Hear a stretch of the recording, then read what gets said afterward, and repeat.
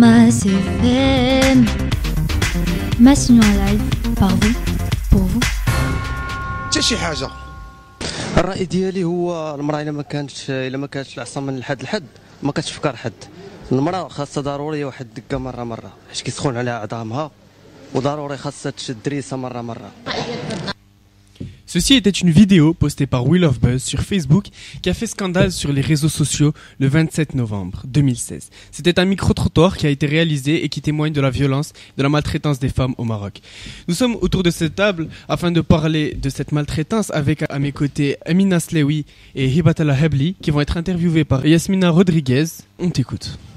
Bonjour Amina, pourrais-tu nous donner ta réaction face à cette vidéo ?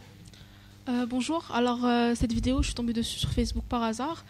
Ça m'a vraiment choquée, ça m'a mise en colère un peu. Et du coup, j'ai écrit un texte dans lequel j'ai répondu, mais qui est resté juste dans un cadre privé. Ces propos, ils m'ont choquée.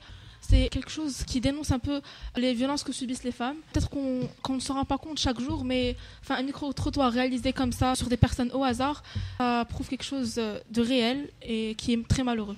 Est-ce que vous pensez, excuse-moi, que vraiment cette vidéo a été faite en choisissant des personnes au hasard ? C'est une possibilité, mais c'est vrai que vu qu'il n'y a que des témoignages comme celui-ci, il est possible qu'on ait choisi ces gens-là. Peut-être qu'il y a eu d'autres témoignages qui n'ont pas été publiés. Alors Amina, comment toi, en tant que jeune lycéenne, vis-tu ta condition de femme ?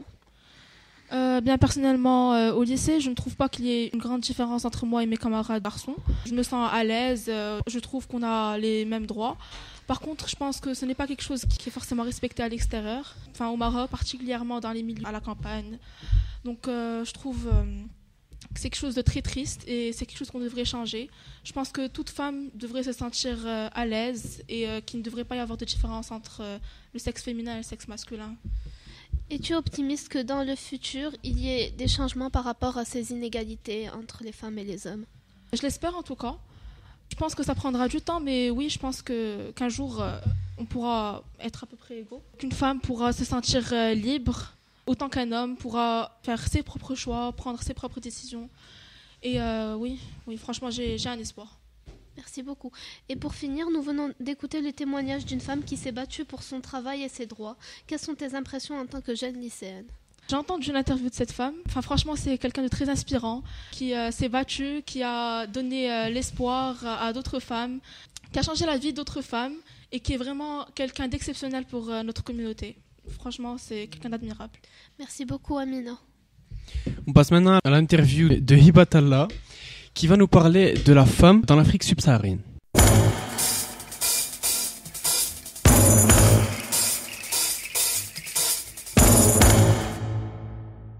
Bonjour Hiba. Tout d'abord, pourrais-tu te présenter s'il te plaît ? Alors, moi c'est Hiba. En 2010, j'ai emménagé en Afrique subsaharienne, plus précisément à Ouagadougou, au Burkina Faso. J'ai passé 5 ans là-bas et juste après, j'ai déménagé au Bénin, à Cotonou, et j'ai passé 1 an là-bas. Et j'ai déménagé maintenant au Maroc.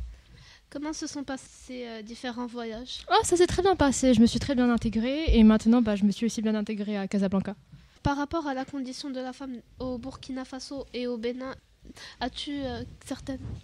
J'aimerais dire qu'en Afrique subsaharienne, la femme a un statut très spécial, c'est-à-dire que la femme est quelqu'un de très respecté là-bas. La femme, c'est elle qui va le matin travailler et qui laisse, en général, parce que c'est juste un stéréotype, mais la famille type en Afrique subsaharienne, c'est la femme et son mari qui va tout le temps dans le restaurant, tout ça, et pendant ce temps, elle va travailler et trouver de l'argent pour ses enfants, pour bien les éduquer. Bien évidemment, il y a aussi le même statut malheureux qui est qu'il n'y a que la femme qui éduque ses enfants. Ce que j'ai vraiment observé, c'est le fait que ce soit vraiment quelqu'un de respecté. Et on parle tout le temps de Mama Africa et pas de Papa Africa. Donc oui, c'est vraiment de plutôt mieux respecté qu'ici au Maroc. Et je trouve ça un peu malheureux pour le Maroc. Merci beaucoup pour ton intervention, Hiba. Merci beaucoup à toi, Yasmine, pour ton interview. Et on continue, on vous retrouve tout de suite.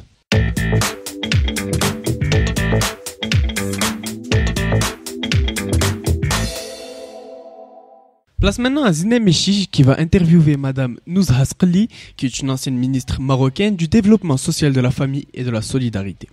Alors Mechiche, présente-nous ton invité. Bonjour Madame Nouzha Sqli et bienvenue. Merci beaucoup Zineb. Pouvez-vous vous présenter brièvement ? Me présenter brièvement, c'est un peu difficile, mais je vais essayer quand même. Ma première qualité que j'aime à présenter, c'est que je suis militante pour la démocratie et pour les droits humains et les droits des femmes. À travers mon combat, j'ai occupé plusieurs postes de responsabilité. Notamment, j'ai été élue municipale en 1997. J'ai été parlementaire en 2002, puis chef de groupe parlementaire. J'étais la première femme marocaine chef de groupe parlementaire. Puis j'ai été ministre du Développement social, de la famille et de la solidarité en 2007. Cette nomination a couronné tout mon parcours de militantisme pour les droits des femmes et pour la lutte contre la violence à l'égard des femmes, mais aussi pour plusieurs causes dans lesquelles j'étais engagée, comme la lutte contre le phénomène des petites bonnes, l'abolition de la peine de mort et d'autres causes, disons, hautement humanistes. Puis ensuite, j'ai été à nouveau parlementaire en 2011 et jusqu'à 2016. Donc, pouvez-vous nous préciser depuis combien de temps vous œuvrez pour les droits des femmes ? Si je vous le dis, vous allez me trouver bien vieille, mais depuis le début de ma vie militante, disons depuis le milieu des années 70, j'étais fortement engagée pour les droits des femmes. Donc ça fait une bonne quarantaine d'années que je suis dans ce combat. Et c'est un combat pour moi qui ne concerne pas seulement les femmes, mais qui concerne le progrès de la société. Parce que je sais que jamais on ne pourra réaliser une société avancée, démocratique, développée, sans prendre en compte la moitié féminine de la population, d'autant plus que ce sont les femmes qui prennent en charge la situation de l'ensemble de la famille, notamment des enfants, des personnes âgées, des personnes handicapées. Donc c'est vraiment une question stratégique et un enjeu de société. Donc justement, pendant ces 40 ans, vous êtes beaucoup impliqué et battu surtout pour les droits des femmes, notamment avec votre proposition faite pour la légalisation de l'avortement ou encore votre participation à la création d'associations et de centres tels que le Centre pour le leadership féminin ou encore le Centre d'écoute et d'assistance juridique aux femmes victimes de violences. Pouvez-vous donc nous préciser quelles sont les raisons qui vous ont poussé à faire tout ça ? Bien, écoutez, la raison première, c'est que je voulais que mon pays devienne un pays développé. Je me disais, il n'y a pas de raison que les pays, par exemple en Europe, sont développés, il y a le respect des droits de l'homme, de la dignité, etc. Et qu'il n'y a pas de raison qu'au Maroc, ce ne soit pas également le cas. Et je me disais, la seule différence qui doit exister entre nous, c'est l'implication des gens pour changer la situation. Donc je m'étais juré, promis, que toute ma vie, je serais engagée aux côtés de mon pays pour que mon pays réalise les objectifs de développement. Mais par la suite également, j'ai identifié la question des femmes comme une question majeure. Et dans le cadre de cette question des femmes, parce que j'ai aussi bataillé pour la réforme du Code de la famille, pour la reconnaissance de la violence, j'ai cité un certain nombre de causes pour lesquelles je me suis battue, mais j'ai identifié comme principale cause la question du partage du pouvoir entre les hommes et les femmes. Je me suis dit, si les femmes sont au poste de prise de décision, eh bien c'est sûr qu'ils pourront prendre des décisions en faveur de leurs propres besoins et des besoins de leurs enfants. Donc je me suis plus prioritairement battue pour l'accès des femmes au poste de responsabilité et de décision. C'est pour ça qu'on a créé le CLEF, avec d'autres amis bien sûr, le Centre pour le leadership féminin, après avoir créé une commission nationale pour la participation des femmes à la vie politique. Et ça, c'était vraiment le combat de ma vie. Une de mes grandes fiertés, c'est d'avoir réussi, quand j'étais au gouvernement, de faire changer la loi sur les élections locales, qui a permis de passer d'une représentation de 0,5% des femmes dans les conseils municipaux à une représentation de 13%. C'est-à-dire on était passé de 127 femmes élues dans les communes à plus de 3000 femmes élues. Et ça, c'était vraiment un sujet de fierté parce que c'était un changement à portée stratégique qui pouvait réellement changer la réalité des femmes dans le monde rural, dans les régions les plus reculées. Donc justement, votre mandat de ministre, pensez-vous que c'est un accomplissement pour vous ? Bien écoutez, je peux vous dire que c'était un couronnement. C'était un couronnement de toute une vie de militantisme et de lutte. Et c'était une occasion en or qui m'était donnée de pouvoir exprimer toutes les attentes et les luttes du mouvement féminin. Je suis particulièrement reconnaissante à Sa Majesté le Roi en 2007, qui a choisi de nommer 7 femmes ministres dans le gouvernement où j'ai eu l'honneur de participer.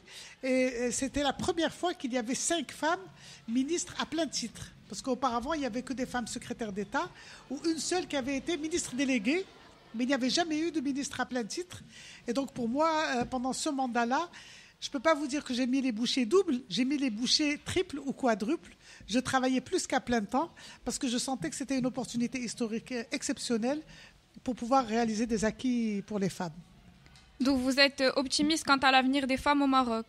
Je suis optimiste quand je vois cette jeunesse comme la vôtre, vivante, engagée, intéressée, patriotique. Je suis optimiste parce que nous avons une constitution qui est très avancée.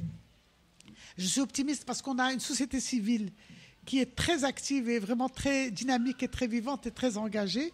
Et enfin, je suis optimiste parce que nous avons un leadership au plus haut niveau de l'État, de Sa Majesté le roi Mohammed VI, qui est particulièrement attaché à la cause des droits des femmes et de l'égalité.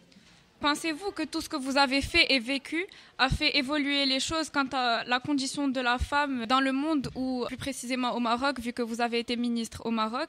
Et si oui, en quoi? Bien, écoutez, les choses évoluent. Elles n'évoluent pas assez vite. Et on est frustré de voir que les choses ne vont pas assez vite. Il y a des périodes d'avancée et il y a des périodes de régression. Et aujourd'hui, si vous voulez, le Maroc s'est engagé dans une voie très démocratique, mais seulement il y a un dysfonctionnement majeur. C'est qu'au moment où la Constitution dit que la souveraineté est à la nation, qu'elle exprime à travers les élections pour choisir ses représentants, nous avons malheureusement les 3/4 de la population qui n'a pas voté. Les 3/4 de la population n'a pas voté. Comment voulez-vous bâtir une démocratie si vous avez les 3/4 de la population qui ne vote pas? Donc ça, c'est un combat qui est le nôtre ensemble pour essayer d'identifier les raisons, pour essayer de dépasser cette situation d'abstention, parce que l'abstention, ça permet malheureusement à des forces qui ne sont pas majoritaires, mais d'être au premier plan.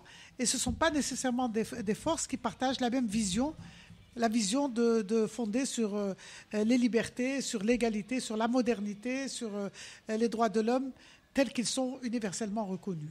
Donc c'est parmi les obstacles.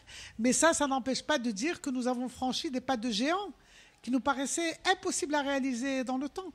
Dans le temps, on rêvait que d'avoir des femmes au Parlement. Ça nous paraissait inaccessible. Pendant des années, nous avons milité, il y avait 0 femme au Parlement. Maintenant, il y en a 81 femmes au Parlement. Nous avons milité pour changer le code de la famille. On nous traitait d'athées, on nous disait qu'on était des apostats parce qu'on voulait changer le code du statut personnel qui était considéré comme sacré, comme le Coran. Et puis aujourd'hui, on a un code de la famille qui a fait d'immenses progrès, mais on doit encore le faire changer. Avoir l'égalité dans la Constitution, c'était un rêve qui nous paraissait inaccessible. Aujourd'hui, c'est une réalité. Avoir des femmes au gouvernement, à l'époque, jusqu'à 1997, il a fallu attendre 1997 pour avoir pour la première fois 4 femmes secrétaires d'État. C'était un rêve. Aujourd'hui, ça paraît impensable qu'on puisse avoir un gouvernement sans femmes. Même si très récemment encore, on a eu un gouvernement avec une seule femme. Ça a soulevé une indignation générale. Si on veut évaluer où nous en sommes, et c'est l'occasion du 8 mars justement, il faut voir où nous étions, où nous sommes et où nous allons. Et je crois que nous allons malgré tout dans la bonne direction, malgré le fait qu'il y a des obstacles et des résistances terribles. Justement, qu'attendez-vous des générations futures pour parcourir ces obstacles et changer les choses? Il y a un grand écrivain qui a écrit un livre qui s'appelle « Indignez-vous ». Et moi, j'ai envie d'ajouter en disant « Engagez-vous ». Engagez-vous de façon citoyenne, engagez-vous à travers des associations, engagez-vous à travers l'écriture, engagez-vous à travers des partis politiques, engagez-vous comme vous le souhaitez, parce que c'est votre vie, elle vous appartient, mais engagez-vous pour votre pays et pour l'avenir de votre pays, parce qu'il n'y a pas d'autre façon de faire pour faire que nos pays arrivent à la hauteur de nos rêves. Merci beaucoup, Madame Nouzaskreli. Nous finissons sur cette belle note et engagez-vous. Merci. Merci beaucoup Madame Nouzaskreli pour votre intervention et les informations concernant les femmes que vous avez pu nous apporter. Et merci à toi aussi Zineb.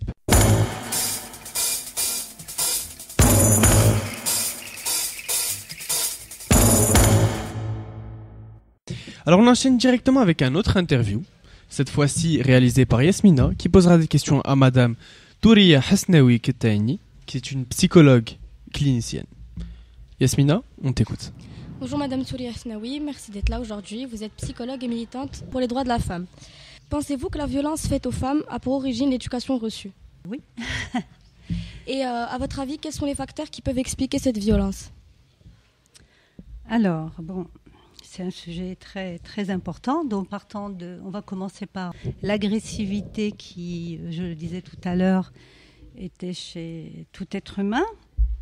Donc, l'éducation nous permet de canaliser et de sublimer, disons, ce qui est archaïque chez l'homme pour le rendre et l'élever vers les arts, les connaissances, le respect. Donc l'éducation apporte tout ça.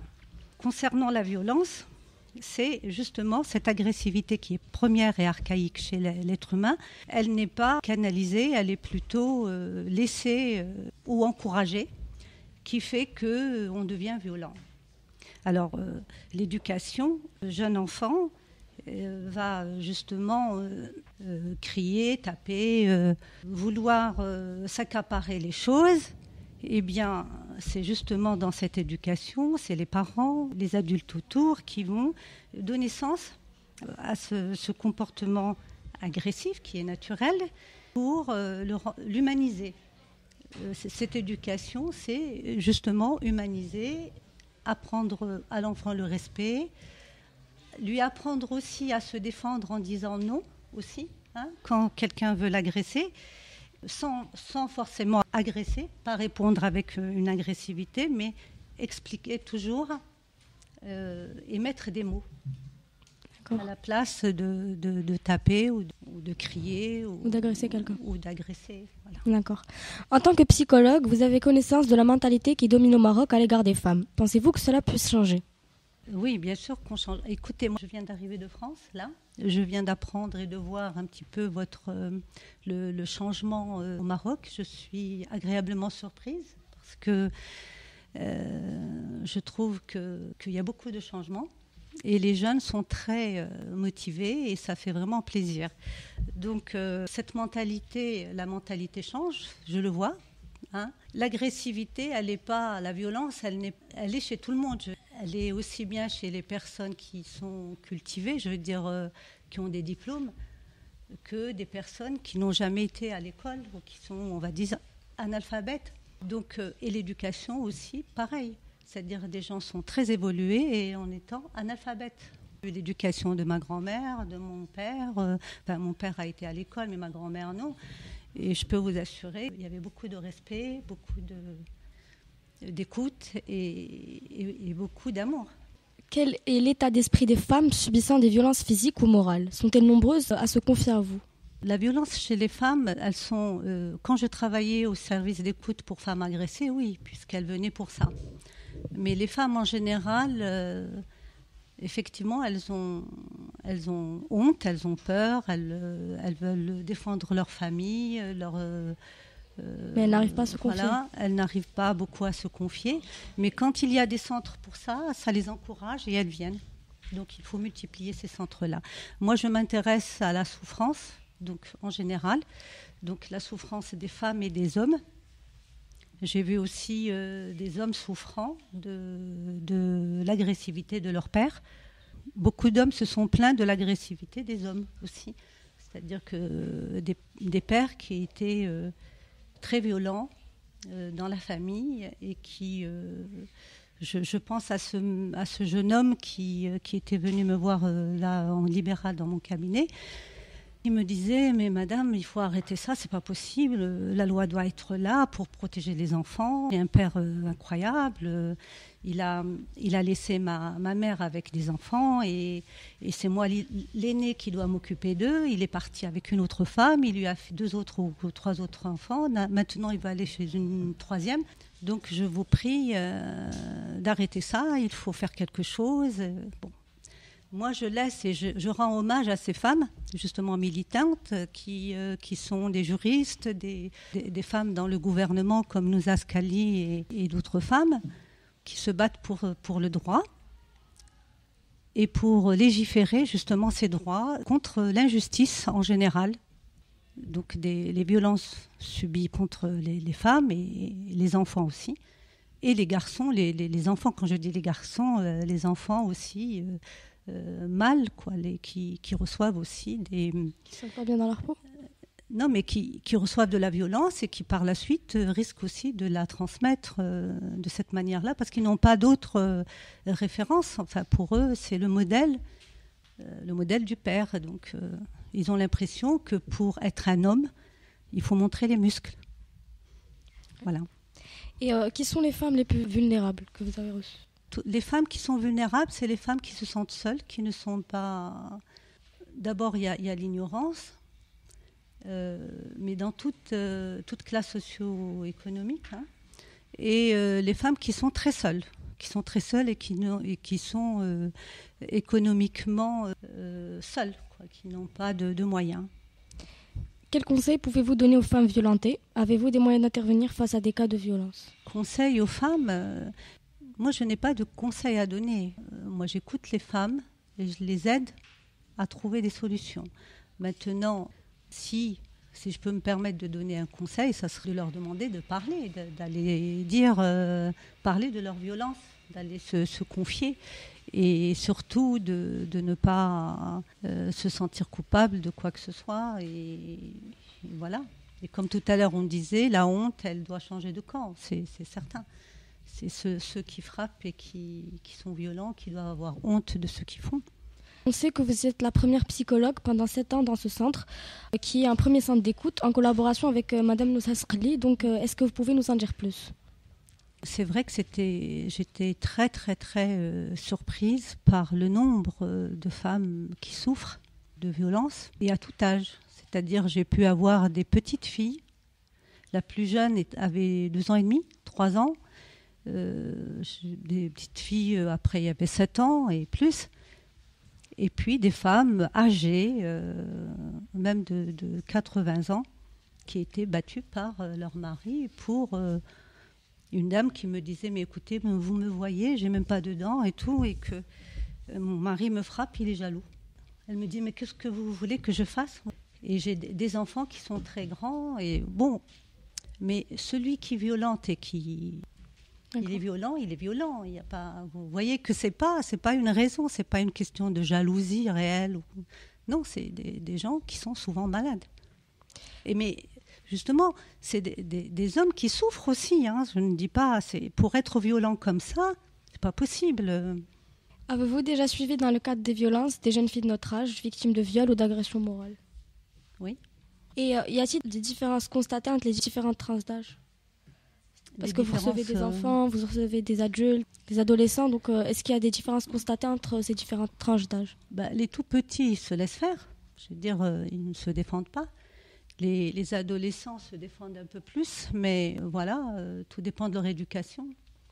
Expliquez-nous, Madame Hasnaoui, comment vous aidez les jeunes filles à mettre les mots sur des mots ?